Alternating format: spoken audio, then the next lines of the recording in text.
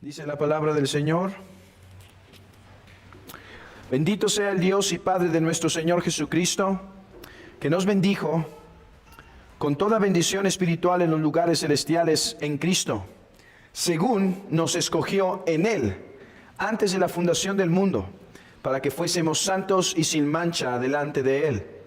En amor, habiéndonos predestinado para ser adoptados hijos suyos por medio de Jesucristo, según el puro afecto de su voluntad, para alabanza de la gloria de su gracia, con la cual nos hizo aceptos en el amado, en quien tenemos redención por su sangre, el perdón de pecados, según las riquezas de su gracia. En él asimismo tuvimos herencia, habiendo sido predestinados conforme al propósito del designio de su voluntad, a fin de que seamos para alabanza de su gloria, nosotros los que primeramente esperábamos en Cristo. Hermanos, Efesios capítulo 1 nos presenta con la importante doctrina de la predestinación. Y ese es el tema que nos compete en esta tarde. Hermanos, ¿por qué estamos hablando de la doctrina de la predestinación si el curso que estamos finalizando es acerca de la doctrina de Dios? Eso es lo que hemos estado viendo por 45 sesiones. Hoy sería 46, pero por 45 sesiones hemos visto la doctrina de Dios. Hemos hablado de la importancia del conocimiento de Dios. Hemos hablado de la doctrina de la Trinidad. Hemos también hablado de los atributos de Dios. Y comenzamos hace un par de semanas a tratar el tema del decreto divino. ¿Qué tiene que ver la predestinación aquí? Bueno, dentro del decreto de Dios, imaginen en su mente un círculo grande. Ese es el decreto de Dios en general. Dentro de ese decreto de Dios en general, hay un decreto en particular, el cual es la predestinación. Es natural tratar el tema de la predestinación cuando hablamos de la doctrina de Dios, particularmente del decreto. Es natural tratar el tema de la predestinación. De hecho, si ustedes revisan cualquier teología sistemática reformada o con inclinaciones calvinistas al menos, este va a ser el orden que van a encontrar. Hablar del ser de Dios y después hablar del decreto de Dios y la predestinación. De hecho, sé que probablemente no la tienen en sus manos, pero si revisan su confesión de fe, la Confesión de Londres de 1689, se van a dar cuenta que en el capítulo 3, que se llama del decreto divino, si no me equivoco, este capítulo 3 se divide en 7 párrafos. ¿Recuerdan cómo está la confesión? Hay capítulos y párrafos. Los primeros 2 párrafos de este capítulo del decreto son acerca del decreto de Dios en general. Revísenlo en casa. Son en general. Y los últimos capítulos del 3 al 7 son acerca de la predestinación en particular. La predestinación en particular. Lo que quiero demostrar es que esta es la forma tradicional de tratar la doctrina de Dios y la predestinación. Miren lo que dice un autor llamado Cornelis Venema. Él dice: mientras que el decreto general de Dios, en su significado comprensivo, se refiere a todo lo que Dios desea, que incluye la creación, la providencia, la predestinación es el decreto especial de Dios, que implica la salvación o condenación de los seres humanos. Así que esta es mi breve explicación de por qué estamos tratando la doctrina de la predestinación en el tema de la doctrina de Dios. Porque es natural, porque así como los decretos de Dios proceden, la predestinación es parte de su decreto. Todavía nos falta, hermanos, algunas lecciones para concluir nuestra doctrina de Dios. Nos falta ver la providencia divina. Quizá nos va a llevar 2 semanas o 3 ver la doctrina de la providencia. Es muy importante que la iglesia conozca cómo Dios obra. Y terminaremos con la doctrina de la creación y haremos un último estudio de Dios como Salvador. Me gustaría concluir con ese sermón. Así que hoy comenzamos la doctrina de la predestinación. Si ven en sus notas, dice parte 1. Parte 1. Ya que hoy, hermanos, mi intención era introducirlos directamente a la base bíblica de la predestinación. Pero realmente, empezando a trabajar en este material, me di cuenta que es muy difícil hacerlo en una sola lección. Así que hoy me gustaría presentarles la doctrina. Me gustaría presentarles simplemente la doctrina de la predestinación, unas definiciones y ver cómo esta es natural con el Dios que hemos estado conociendo. La próxima semana vamos a ver la base bíblica y vamos a ver si esa semana nos alcanza o tendremos que hacer una semana más. Y después de esto comenzamos con providencia, creación y salvación y será todo. Quizá unas 8 lecciones más, 9 y habremos concluido. Hermanos, sé que este tema es polémico y que hay mucho debate en medio de este tema. ¿Qué hacemos? Aparte del debate, es difícil, ¿saben? Es difícil hablar de la doctrina de la predestinación. Pero ¿qué hacemos, hermanos? ¿Nos callamos? ¿Dejamos de hablar de este tema polémico y difícil? Algunos han preferido hacer eso. Algunos pastores prácticamente han intentado ignorar la doctrina de la predestinación y la han pasado por alto y no la enseñan a sus iglesias. No obstante, como dice Joel Beeke, evitarlo no es la respuesta. Evitar la elección o la doctrina de la predestinación no haría bien a la iglesia, porque la Biblia está llena de su enseñanza. Y lo vamos a ver particularmente la próxima semana. Vamos a ver cómo esta doctrina lo llena desde el Antiguo Testamento hasta el Nuevo Testamento. O en las palabras de Elnathán Parr, el cual dijo que la doctrina de la predestinación es una doctrina de la cual no debemos ser ignorantes porque está revelada, hermanos. Sé que este es un tema polémico, pero si es una doctrina bíblica, debe ser enseñada a la iglesia. Y la iglesia la debe intentar de conocer y debe intentar vivir a la luz de ella y debe regocijarse en ella. Hermanos, porque no hay nada revelado en las Escrituras que fue dado en vano. No hay nada revelado en las Escrituras que no necesitemos conocer. No hay algo que podamos decir, ok, Dios reveló esto, pero realmente yo puedo vivir sin esto y mi vida es igual. Hermanos, no hay nada en el consejo de las Escrituras que es vano. Déjenme decirlo más duro. No hay nada en las Escrituras que es inútil. Es cierto. Hay cosas secretas que pertenecen a Dios. ¿Saben qué haremos ahí? Nos callamos. Lo que llamaron los antiguos un silencio piadoso. Yo callo donde la Biblia se calla. Estoy de acuerdo. No obstante, la Biblia habla de la predestinación y nos enseña mucho acerca de la predestinación. Por lo tanto, no es tiempo vano, ni ocioso, ni desperdiciado pasar tiempo considerando la doctrina de la predestinación. Algo que, como he dicho, nos llevará al menos 2 semanas, máximo 3. Y yo espero que en esto la iglesia sea beneficiada. Miren la cita que les puse ahí en sus notas de los cánones de Dort. Dice en el encabezado 1, artículo 14. Según el sabio plan de Dios, esta enseñanza de la elección fue proclamada por los profetas, por Cristo mismo y por los apóstoles, en la época del Antiguo y Nuevo Testamento. Después se puso por escrito en las Santas Escrituras. Ahora, yo les pido paciencia porque yo pretendo demostrar este primer párrafo, esta primera parte de este párrafo, que esta doctrina es bíblica, pero a fin de que la enseñanza sea más sencilla, lo haré hasta la próxima semana, porque hoy quiero establecer términos con ustedes, quiero que conozcamos los términos y quiero que veamos cómo esta doctrina embona con el ser de Dios que hemos estado conociendo. Así que les pido paciencia para esta primera parte, pero continúa el canon. De la misma forma, el día de hoy en la iglesia de Dios, para la cual estaba destinada específicamente, esta enseñanza debe exponerse en un espíritu de discreción y de una manera piadosa y santa, en el tiempo y lugar apropiado, sin indagar de manera inquisitiva en los caminos del Altísimo. Esto debe hacerse para la gloria del santísimo nombre de Dios y para el consuelo alegre del pueblo de Dios. Vean estos cánones.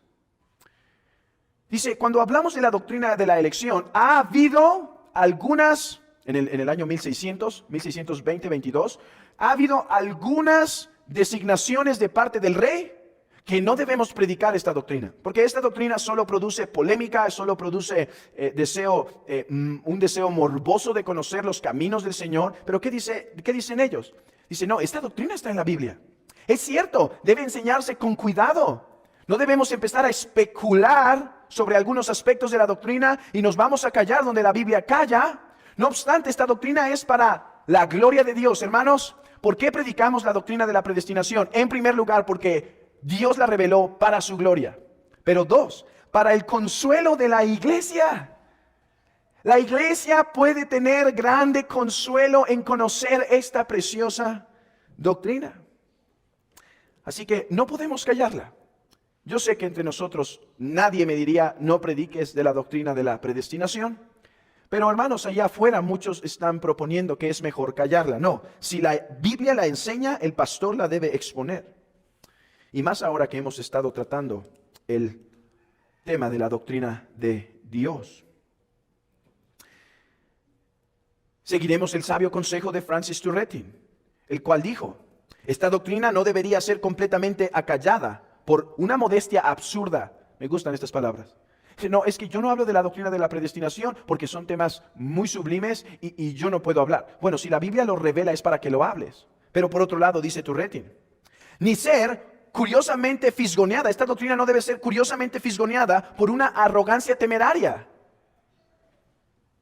Así que no nos vamos a callar cuando tenemos que tratar la doctrina de la predestinación. Claro, hermanos, algunos que llegan al calvinismo por primera vez, sé que se vuelve el único tema de conversación, ¿sí? Casi están leyendo acerca de la justificación y por alguna razón tocan la predestinación. O están hablando de la resurrección de Cristo y por alguna razón toca la doctrina de la elección o predestinación. Esa es una forma incorrecta, ¿saben? Esa no es una forma apropiada de tratar el tema, porque no es el centro de la Biblia, hermanos. La predestinación no es el centro de la Biblia, pero sí es una parte importante. Entonces, no podemos callarnos, pero sí lo haremos con reverencia. Ok, en el tiempo que nos resta, hermanos, me gustaría hacer dos cosas con ustedes. Me gustaría dar algunas definiciones de la predestinación, después hacer unas aclaraciones de esta doctrina y concluir con cómo el Dios que hemos estado predicando hasta el día de hoy tiene total acuerdo con esta doctrina. Dios mediante, la próxima semana veremos su base bíblica y demás. Comencemos entonces con algunas definiciones que nos ayuden, hermanos, a poner nuestra mente clara. Como les he dicho, hermanos, luché mucho para saber con qué empezar. Al principio dije, voy a empezar con un tratado bíblico para solo demostrar que esta doctrina es bíblica, pero dije, pero no van a tener los términos frescos en su mente y va a haber confusiones. Entonces, aunque sé que para algunos hubiese sido mejor empezar con la base bíblica, realmente creo que esto va a ayudar a aclarar términos y después establecer su base bíblica. Dice la Confesión de Londres de 1689, por el decreto de Dios, para la manifestación de su gloria, algunos hombres y ángeles son predestinados o preordenados a vida eterna por medio de Jesucristo, para alabanza de la gloria de su gracia. A otros se les deja actuar en su pecado para su justa condenación, para alabanza de la gloria de su justicia. Hagamos dos comentarios respecto a esta definición. Veamos, hermanos, que la predestinación incluye dos cosas. Una, elección; otra, reprobación. Usemos los términos de la confesión. Una parte de la doctrina de la predestinación incluye ser preordenado para vida eterna en Jesucristo, y otra parte constituye el ser dejado o ser pasado por alto en esa elección. Veamos en segundo lugar que el propósito de esta elección es la alabanza de la gloria de Dios. William A. Brakel dice: La predestinación es un decreto de Dios eterno. Vean qué armonía tiene con la doctrina del decreto divino. Así como el decreto de Dios es eterno, la predestinación es parte de ese decreto. Volitivo e inmutable para crear a algunos hombres y encerrarlos en el estado de pecado y traerlos a la salvación por medio de Cristo para la gloria de su gracia soberana. Es el mismo concepto que se nos describe en la confesión. Dice, Dios decretó, sí, que el hombre iba a caer, pero también decretó que dentro de estos que iban a caer, algunos serían elegidos para vida. Al mismo tiempo, decretó crear a otros hombres, también encerrarlos en el estado de pecado, para condenarlos por su propio pecado, para la alabanza de su justicia. Por un lado, la alabanza de su gracia y por otro lado, la alabanza de su justicia. Cornelius Venema nuevamente dice, predestinación se deriva de la raíz latina predestinatio, la cual es un compuesto de prae antes y destinare, desear u ordenar. La doctrina de la predestinación tiene que ver con el eterno propósito o voluntad de Dios para salvación y o la no salvación de los pecadores caídos. Es importante entonces que veamos que cuando estamos hablando de la doctrina de la predestinación, no solo estamos hablando de aquellos a quienes Dios elige para vida, también estamos incluyendo a aquellos que Dios pasa por alto para condenación. Así que es necesario comprender que predestinación incluye estos dos puntos. Dice un autor, elección, de la palabra latina elegere, escoger de entre. Se refiere a la elección de Dios de salvar a algunos pecadores para otorgarles fe en Jesucristo como Salvador. Reprobación, de la palabra latina reprobare, rechazar. Se refiere a la elección de Dios de no salvar a otros, sino dejarlos en sus pecados. ¿Fuerte? ¿Difícil? Por eso algunos pastores prefieren pasarla por alto. Porque, hermanos, naturalmente a nuestra carne no le gusta esta doctrina. No se equivocó aquel hombre que dijo que todos nacemos arminianos.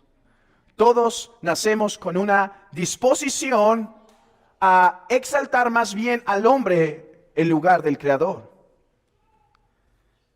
Ok, sé que es fuerte esta doctrina, porque esta doctrina, hermanos, no solo nos habla de la salvación a la cual hemos sido traídos en Cristo. Esta doctrina también nos habla de la no salvación. Esta doctrina nos habla de la condenación. Esta doctrina nos habla de que Dios, así como eligió a unos para salvación, así no eligió a unos para salvación. Ok, habiendo hecho estas aclaraciones, habiendo definido la doctrina de la predestinación en general y habiendo hablado de estos dos aspectos de la predestinación, elección y reprobación, ahora déjenme intentar mostrar por qué esta doctrina concuerda totalmente con el Dios que hasta ahora hemos conocido. Así que déjenme entonces hacer una corrección, hermanos.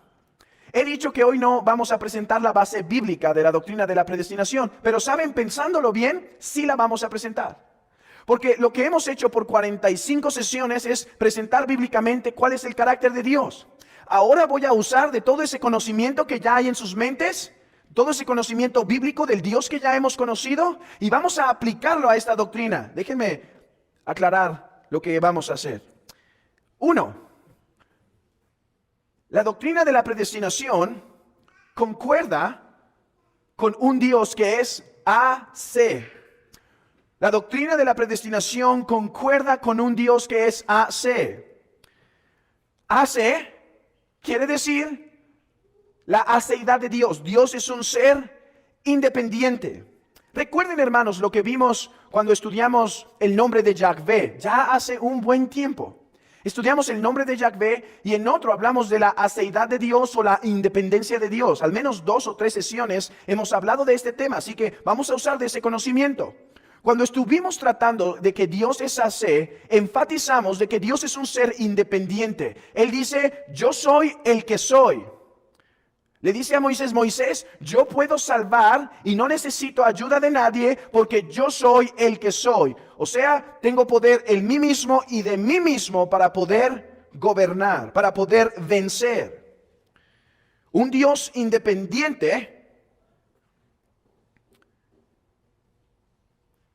puede elegir para salvación.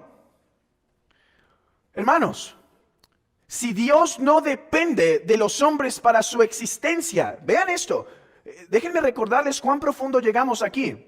No solo es que Dios no depende de nadie, hermanos, no solo es que Dios no depende de nadie para hacer cosas. Llegamos al punto de decir que Dios no depende de nadie para ser quien es. ¿Cómo es que Dios es amoroso, hermanos?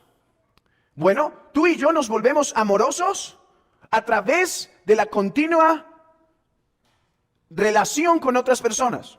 Tú y yo nos volvemos pacientes a través del continuo choque con otras personas. Pero Dios es quien es de sí mismo.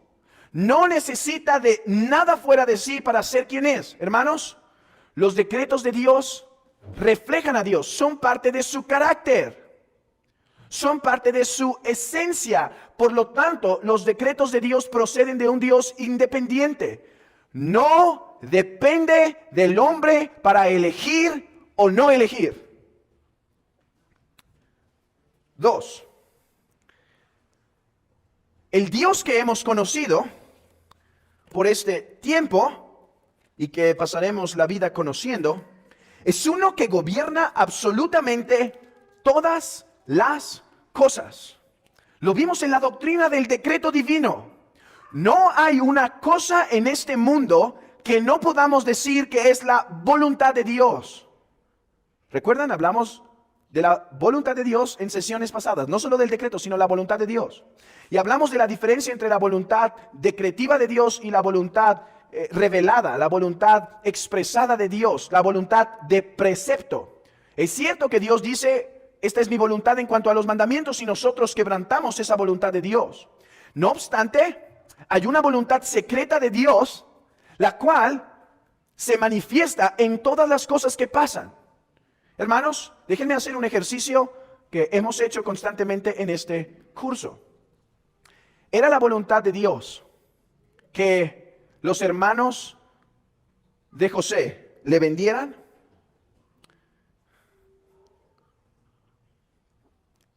No y sí. No era su voluntad. Era un pecado vender a su hermano, porque había codicia, había avaricia, malos pensamientos. Era un tipo de homicidio, además de un montón de mentiras. Pero, ¿era la voluntad de Dios que así fuera? En un sentido, sí. Porque José lo entiende, dice, ustedes pensaron mal contra mí, pero Dios lo había planeado para bien. Vemos en Mateo capítulo 6 que un pájaro no cae a tierra si no es la voluntad de Dios. ¿Qué diremos del alma del hombre? Hermanos, si un cabello no cae a tierra o no se convierte blanco o negro, si no es la voluntad de Dios, un pajarillo no se va a morir si no es la voluntad de Dios. Hermanos, pensamos que el destino de un alma eterna se encuentra en la fortuna. El Dios que hemos conocido es uno que gobierna absolutamente todas las cosas. Es muy natural pensar que este Dios que hemos conocido predestina para vida o pasa para reprobación, o pasa por alto para reprobación.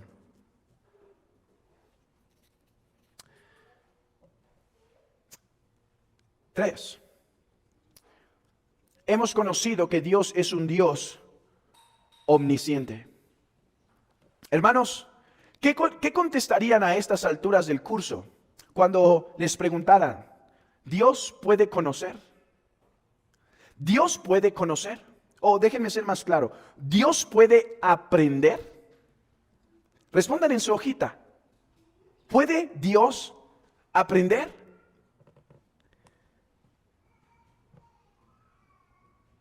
Hermanos, si contestan sí, he hecho un muy mal trabajo,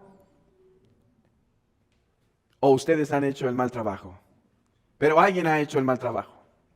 Porque la Escritura dice que el Señor conoce todas las cosas. Antes que esté la palabra en nuestra boca, tú las conoces todas. Hermanos, si Dios no predestina, el hombre elige por su libre albedrío o por la fortuna. Y entonces lo único que hace Dios, porque la palabra predestinación está, es ver quién elige y quién no elige, y en base a eso, predestina. Pero hermanos, un Dios como el que hemos conocido hasta hoy, es imposible que predestine después de aprender quién elige y quién no. Es imposible. Hermanos, sé que esto puede parecer poco amoroso, pero creo que es la verdad y por eso lo digo. Un Dios que no predestina, como hemos explicado hasta hoy en las definiciones anteriores, es un Dios muy humano. No es el Dios no domesticado que hemos intentado exponer. Es interesante, hay un pequeño libro que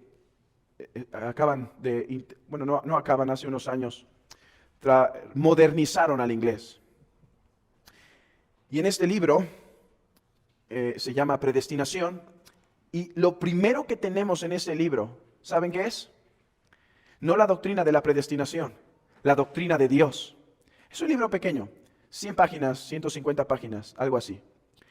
Y las primeras 40 páginas, si alguien quiere aprender la doctrina de la predestinación y quiere llegar rápido a Efesios 1, a Romanos 9, pues tiene que saltar las 40 páginas para empezar. Pero no, después empieza a hablar de términos y a definir términos y hasta después trata esos temas. Comienza su tratado con la doctrina de Dios. Hermanos, el problema de mucha teología arminiana, y lo digo con conocimiento de haber salido de esa teología, el problema por no aceptar, la dificultad de no aceptar la doctrina de Dios proviene muchas veces, no digo que en todas las veces, porque hubo grandes teólogos en el pasado que conocían bien la doctrina de Dios y aún así negaron quizá la predestinación. Pero en lo general de nuestros días, la mayoría de los que niegan la predestinación es porque tienen un Dios, hermanos, domesticado. Un Dios que le han quitado sus atributos de gloria. Un Dios que no es soberano, un Dios que no es omnisciente, un Dios que no es Yahvé, que no es el gran yo soy, un Dios que no es omnipotente, un Dios que no es justo, un Dios que no es glorioso, un Dios que no es beato. Por eso ese libro no se equivoca en empezar tratando la doctrina de Dios, porque es cuando comprendemos la grandeza de nuestro Dios que podremos entender un poco más de la doctrina de la predestinación. Dios conoce todas las cosas. Hermanos, examen. Va a haber muchos exámenes hoy. Examen. ¿Por qué conoce Dios todas las cosas? ¿Las conoce porque las ve y se las graba? ¿O las conoce porque las decreta y conoce lo que va a pasar? Si recuerdan, cuando hablamos de la presciencia de Dios, hablamos de que Dios no conoce por ver. Dios no necesita observar para aprender. Todo lo que pasa fuera de Dios pasa por su decreto. Por eso conoce todas las cosas fuera de Él. Por lo tanto, la doctrina de la predestinación concuerda absolutamente con el Dios omnisciente que hemos conocido. 4. Hemos visto un Dios que tiene absoluta y libre voluntad. ¿Recuerdan lo que vimos del ser divino en cuanto al decreto? Su decreto es libre. ¿Recuerdan? Su decreto no es movido por algo que lo empuje. Su decreto es totalmente soberano. Entonces, si Dios es soberano, si Dios es libre, hemos de esperar que su elección es de su pura y de su mera voluntad. Abran sus Biblias en Efesios capítulo 1. Efesios capítulo 1, versículo 11. En él, asimismo, tuvimos herencia, habiendo sido predestinados conforme al propósito del que hace todas las cosas según el designio de su voluntad. El que hace todas las cosas según el designio de su voluntad. Jesucristo enfatizó esta libertad de Dios en Mateo capítulo 11, versículo 25, cuando agradece al Padre públicamente. Te alabo, Padre, porque escondiste estas cosas de los sabios y las revelaste a los niños. En otra ocasión, el Señor Jesucristo dijo que si ciertos milagros hubiesen sido hechos en otro lugar, Dios Espíritu Santo hubiese obrado para salvación, pero no pasó así. La elección es aquella decisión soberana de Dios, del Dios Trino, en donde decide elegir a algunos para salvar y pasar a otros, dejándolos en condenación. Cierto, la culpa de la condenación no es de Dios. Hermanos, que eso quede claro en esta lección. La culpa de la condenación no es de Dios. Es del hombre incrédulo que persiste permanecer en sus pecados. Miren lo que dice los cánones de Dort. Dice, la causa o culpa de esa incredulidad, así como de todos los demás pecados, no está en ninguna manera en Dios, sino en el hombre. Pero la fe en Jesucristo y la salvación por medio de Él son un don gratuito de Dios, como está escrito. Porque por gracia sois salvos por medio de la fe, y esto no de vosotros, pues es don de Dios. Así que Dios elige para salvar según su pura voluntad, y decide pasar a otros por alto según su pura voluntad. Pero la causa de la condenación del hombre se encuentra en su incredulidad. Oh, hermanos, déjenme intentar llevar esta doctrina a una meditación y contemplación para la humillación de nuestro ser. Hermanos, si negamos la doctrina de la predestinación, tienes de qué gloriarte. Si negamos que Dios elige para salvación, tienes de qué gloriarte. Porque mira, tú has decidido seguir a Cristo. Tú has tomado a Cristo por la fe. Has abandonado tus pecados. Tienes mucho de qué gloriarte. Tú has decidido caminar en la fe.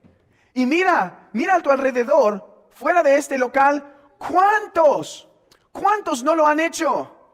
Muchísimos deciden no entrar por la puerta estrecha, pero tú lo has hecho. Mucho en qué gloriarte, mucho de qué exaltarte.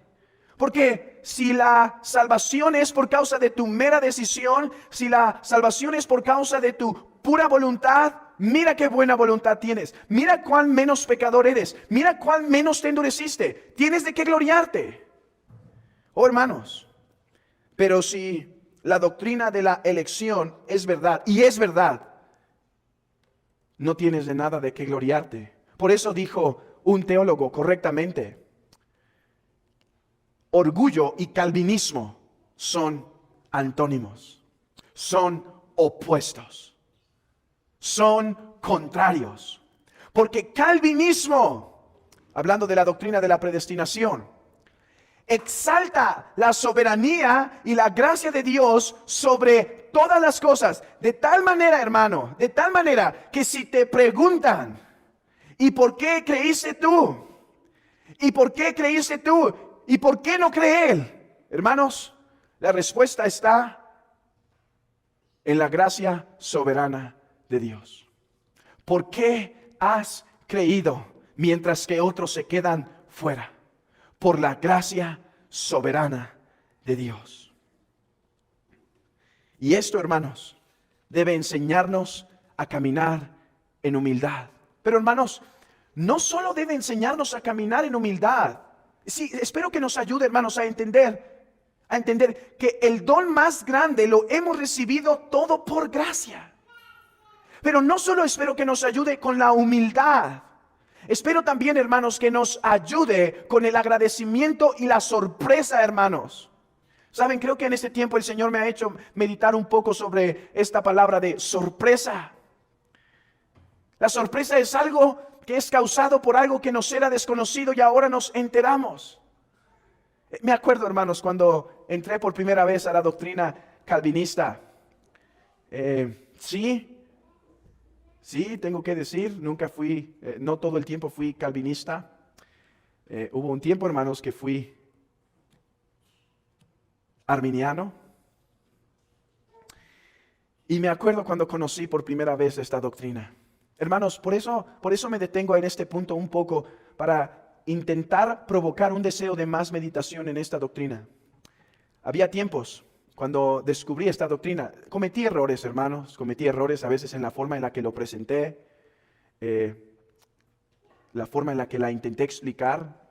Pero hubo un tiempo, hermanos, que nunca se me va a ir de mi mente. Y era cuando me levantaba por ahí de las 2 o 3 de la mañana.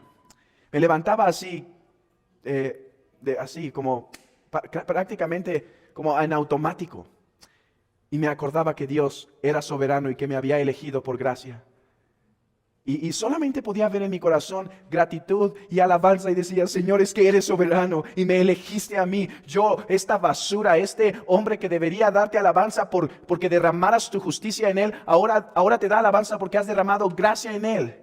Hermanos, me acuerdo de ese tiempo de sorpresa, casi como cuando un niño encuentra ese juguete nuevo y se lo regalan por primera vez. Y apenas son las 6 de la mañana y se acuerda de su juguete y va a buscarlo. Me acuerdo en ese tiempo, hermanos, de ese santo asombro, de esa sensación de admiración, de levantarse y decir, Señor, ¿por qué a mí? No puedo explicar por qué me elegiste a mí. ¿Por qué a este pecador? ¿Por qué a este miserable? ¿Por qué a esta basura? ¿Por qué a esta persona que nadaba en el estiércol? Oh, hermanos, que regrese ese asombro y esa fe de niño, esa admiración de poderte maravillar. Me elegiste a mí. Hermanos, eso no produce orgullo y jactancia en contra de otros de decir a mí sí y a ti no. Dios nos libre. ¿Quién dice que a Él no? Por eso predicamos el Evangelio de Cristo. Para invitarte a tú que estás fuera, para invitarte a esta salvación. Porque si crees puedes venir. Basta ya esas malas imágenes del calvinismo, de ese Dios que si alguien quiere venir, Dios le va a decir, no, porque no te elegí. ¡Qué absurdo! ¡Qué poco entendimiento de quién es el hombre y quién es Dios! Hermanos, cuando escucho esos ataques en contra del calvinismo, ¿saben algo? Ni pierdo mi tiempo. ¿Me estás diciendo que el hombre va a tocar y que Dios le va a decir que no? O sea, ¿me vas a decir que un hombre en pecado va a tener deseos de acercarse a Dios sin que Dios lo haya jalado primero? No, el hombre está muerto. Dios tiene que arrastrarlo porque nadie puede venir a mí, dice el Señor, si el Padre que me envió no le trajere. Nadie puede venir a mí si el Padre no lo arrastra. Y yo lo resucitaré en el día postrero, dice el Señor. Nadie puede venir a Cristo si primero Dios Padre no lo arrastra. Si tú vienes a Él, Él no te echa fuera. Hermanos, que regresemos a esta admiración. Hermano, que si hoy vas a salir con algo en tu mente no sea, qué difícil es la doctrina de la predestinación. Sí, confiesa que es un misterio.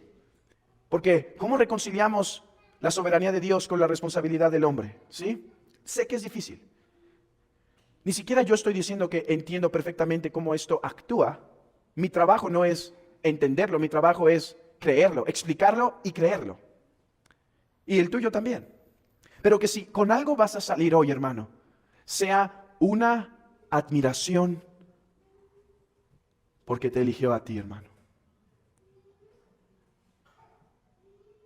Hermano, merecías el juicio eterno. Que si algo va a producir en ti la predestinación, sea asombro. Y espero que te levantes mañana a las 3 de la mañana. No me importa que tengas problemas durante el día con el sueño. O que te levantes a la hora que te levantes y puedas mirar a los cielos y decir, ¿por qué a mí, Señor?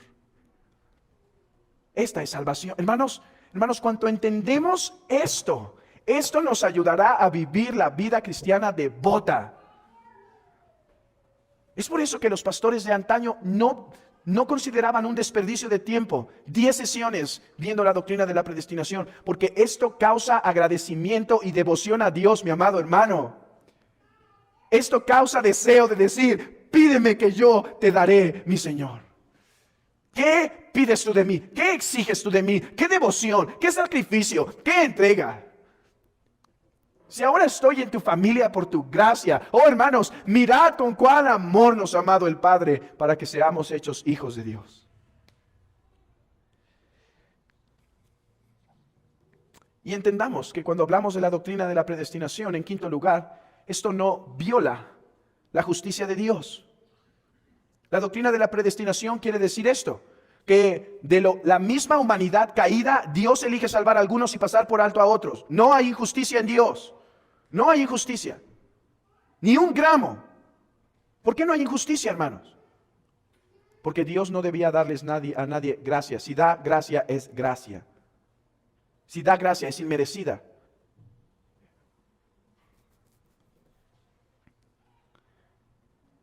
Dios es misericordioso con quien quiere. Dios es justo con todos, misericordioso con quien quiere. Dios da gracia a quien quiere. Hermanos, si la gracia es de vida, no es gracia. Por eso estoy convencido que solamente aquellos que pueden confesar la doctrina de la predestinación entienden verdaderamente la gracia. Gracia es algo que no se merece. Gracia es algo que no se debe, hermano. Gracia es algo que no te deben pagar. Gracia es un don gratuito que se te da. Porque por gracia has sido salvo. Por medio de la fe y no por ti. Porque al que obra no se le cuenta como salario, sino como deuda. La salvación, hermanos, es un don. Dios la da a quien quiere. Y nadie podrá acusar a Dios de injusto por no haberla dado a todos.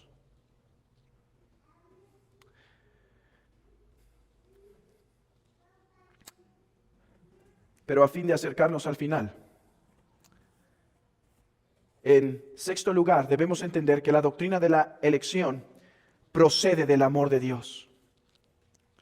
La doctrina de la elección, ya no estoy hablando ahorita de la predestinación en los dos ámbitos, ¿sí? Ahora estoy hablando de la doctrina de la elección, como esta parte de la predestinación, que tiene que ver con la elección para salvación. Es en amor. Por eso leímos en Efesios capítulo 1, en amor, habiendo sido predestinados,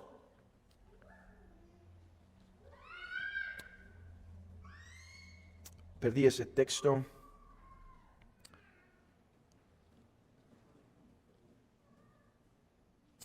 Versículo 5. En amor, habiéndonos predestinado para ser adoptados hijos suyos por medio de Jesucristo. Hermanos, la razón por la que eligió a pecadores es amor. Es la decisión de hacerles bien. Hermanos, y esta decisión de amor no solo consistió en decir, bueno, elijo a estos.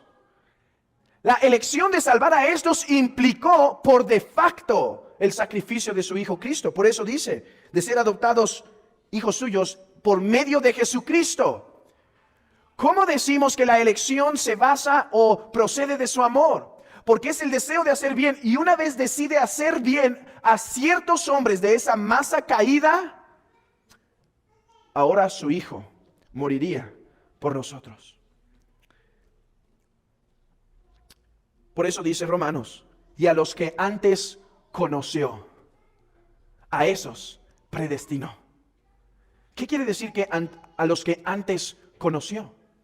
Hermanos, ¿no conoce Dios a todos los hombres? ¿O hay un hombre que sea desconocido a Dios? Dios conoce a todos los hombres. ¿Qué quiere decir entonces Pablo en Romanos cuando dice, y a los que antes conoció? Quiere decir, conoció es esta palabra relacional de intimidad. Dice, a los que antes amó. Hermanos, a los que decidió hacerles bien. A esos que eligió, hermanos, esta elección no es simplemente una elección en masa, es una elección particular. Dios decidió hacerte bien desde la eternidad pasada y dio a su Hijo Cristo para hacerte ese bien, para librarte del perdón de tus pecados. No es una elección simplemente corporativa, es una elección, dice, a los que antes conoció.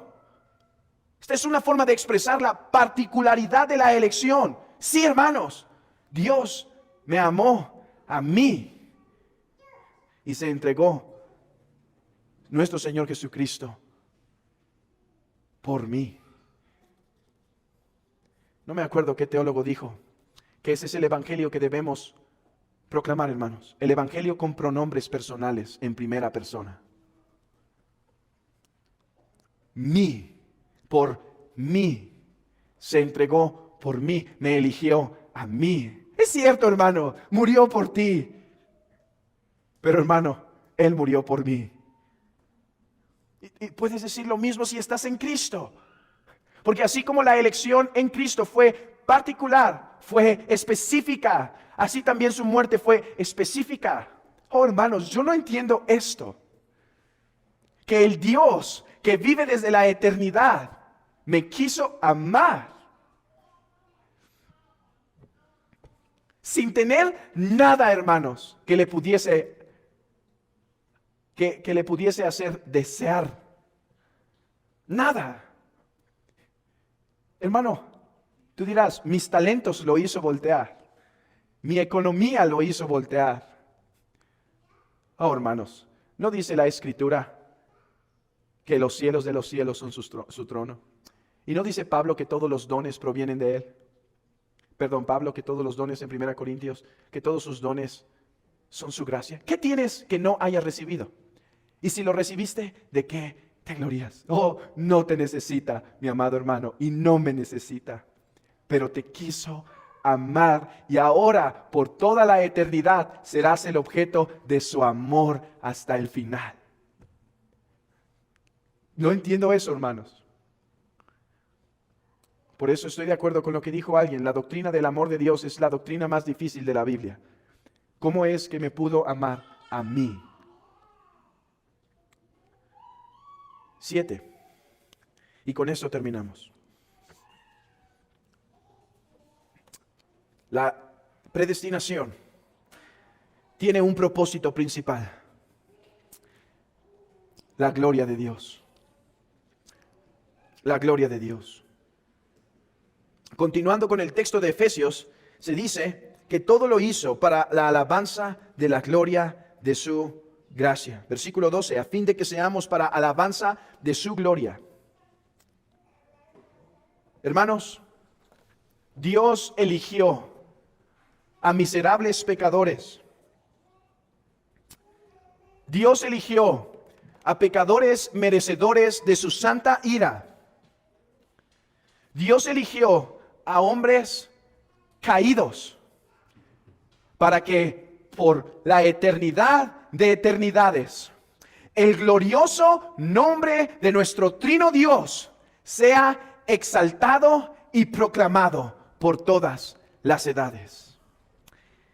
Esta elección, dice un autor, es un propósito inmutable de Dios por el cual Él, antes de la fundación del mundo, de entre todo el género humano caído por su propia culpa, de su primitivo estado de rectitud en el pecado y la perdición, predestinó en Cristo para salvación, por pura gracia y según el beneplácito de su voluntad, a cierto número de pecadores.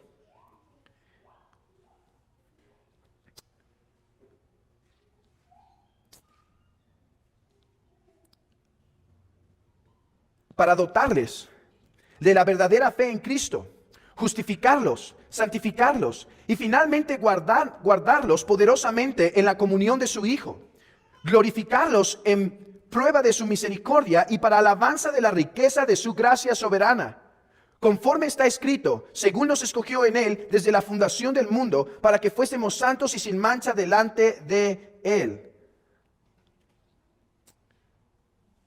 Hermanos, es solo esta doctrina de la predestinación. Hay otras formas en las que algunos proponen la doctrina de la predestinación, que esta simplemente quiere decir que Dios ve en el futuro y elige a los que ve que van a tomar las buenas decisiones de seguir a Cristo. Hermanos, esa doctrina le roba la gloria a Dios. Esa doctrina le da la gloria al hombre, como lo hemos dicho. Le pone la alabanza al hombre, buen hombre, por haber hecho esto. Pero la doctrina de la predestinación lo glorifica solo a Él.